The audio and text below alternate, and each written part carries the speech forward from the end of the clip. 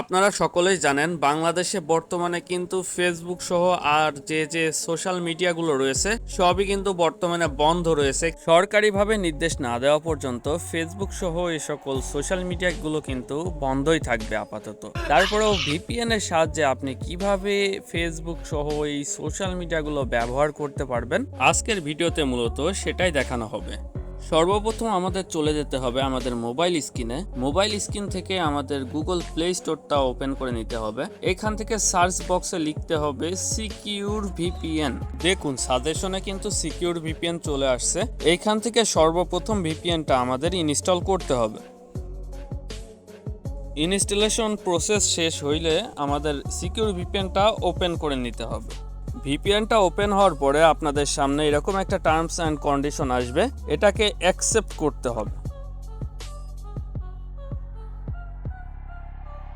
এইখান থেকে কানেক্ট বাটনে ক্লিক করে আমাদের ভিপিএনটাকে কানেক্ট করে নিতে হবে। এরকম একটা পপ আপ আসবে, তখন সেটাকে ওকে বা অ্যাকসেপ্ট করে নিতে হবে। দেখতে পাচ্ছেন এখানে কিন্তু ভিপিএনটা কানেক্ট হয়ে গেছে।